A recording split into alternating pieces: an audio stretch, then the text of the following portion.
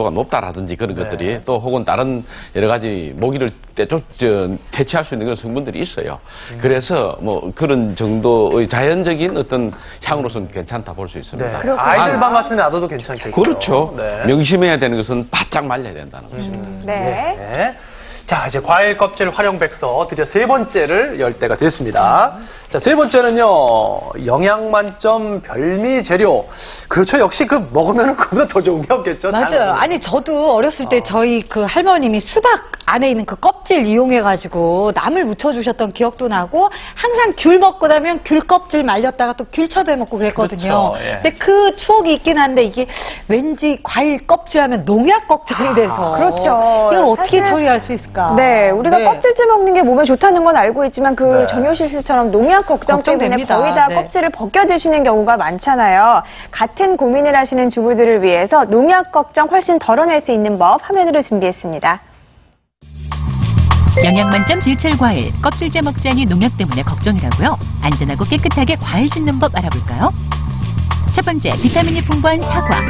식초를 이용해 씻어주세요. 물과 식초를 10대1 비율로 섞고 사과를 약 15에서 20분 동안 담가둡니다. 식초에 들어있는 산은 미생물과 세균 제거에 도움이 되는데요. 마지막으로 흐르는 물에 씻어주면 혹시 모르는 농약까지 제거해줍니다. 이때 움푹 들어간 꼭지 부분은 농약이 남아있을 수 있으니 더 꼼꼼하게 씻어주세요. 두 번째, 포도. 포도는 알과 알 사이를 깨끗하게 씻기가 여간 어렵지 않죠. 그래서 알알이 떼어내서 씻는 경우도 종종 있는데요. 이것은 절대 금물. 과육 사이에 수돗물이나 잔여 농약이 침투해 맛을 떨어뜨릴 수 있습니다. 이럴 땐 밀가루를 이용해보세요. 밀가루만 있으면 깨끗하게 씻을 수 있다는데요. 포도에 밀가루를 골고루 뿌리고 10분 정도 있다가 흐르는 물에 씻어내면 끝! 흡착력이 강한 밀가루는 농약 등 과일에 묻은 불순물과 함께 흡수하는데요. 물로 깨끗하게 씻어내면 됩니다. 세 번째, 오렌지. 오렌지는 수분 증발을 막고 광택을 내기 위해 식용 왁스 처리를 하는 경우가 있는데요.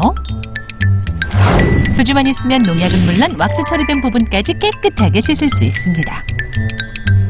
먼저 마른 행주에 수주와 같은 휘발성 알코올이 함유된 술을 적셔 오렌지 표면을 꼼꼼하게 닦아냅니다.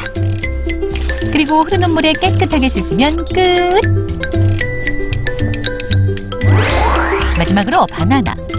바나나는 두꺼운 껍질에 쌓여있어 보통 바로 까서 먹는 경우 많으시죠? 하지만 바나나의 겉껍질과 줄기 쪽에 농약이 남아있을 수 있어 과육에도 농약을 옮길 수 있습니다. 그렇기 때문에 바나나는 깨끗하게 씻어 먹는 것이 좋은데요. 이때 주의할 점이 하나 더 있습니다. 바나나는 수확 후 농약을 뿌려 수입되기 때문에 씻고 난 다음 먹기 전 양쪽 끝 1cm씩 자르고 먹으면 좀 더 안전합니다. 맛은 물론 영양도 풍부한 과일.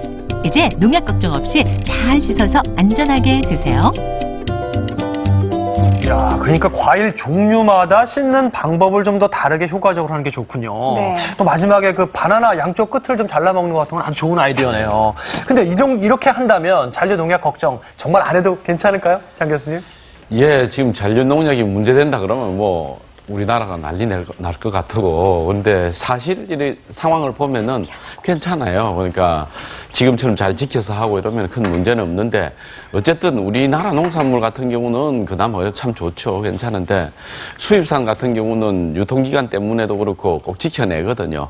그래서 이 수확 후에 이거 뿌리는 농약이라든지 이런 문제들이 많기 때문에 그런 것들은 앞에 산 요령들, 특히 제가 기억에 남는 것은 또 남은 술을 가지고 이렇게 농약 성분들을 잘 또 뽑아낼 수가 있거든요. 그렇게 세척하는 것도 상당히 좋습니다. 그렇군요. 아니, 저는 지금도 기억나는 게 처음 결혼하고 시댁에 가서 시아버님 앞에서 배를 깎았거든요. 이따마는 배를 깎다가 그냥 배가 앞으로 툭 떨어지는 바람에 그 뒤로 사실 그 시댁 가서 과일 잘 안 깎거든요. 뭐 결혼한 17년차 되는데도 저 과일 깎기 쉽지 않아요. 그래서 그게 이상하게 중요한 자리에서는 더 안 된단 말이에요. 그러니까요. 네. 저 궁금한 게 이 과일을 잘 깎으면서 영양소 파괴도 좀 줄이는 방법 있을까요? 저도 한 10년 동안 연구를 했는데 아직 모르겠더라고요. 그래서 과일 껍질 깎기의 비결을 세 가지로 나눠서 준비를 해봤습니다. 자, 먼저 하나씩 뜯어볼 텐데요. 자, 등분해서 깎아라. 아무래도 말로만 들어서는 잘 모르시겠죠. 강혜동 선생님께 말씀을 들어볼 텐데 이재용 아나운서 칼솜씨도 한번 봐야겠어요.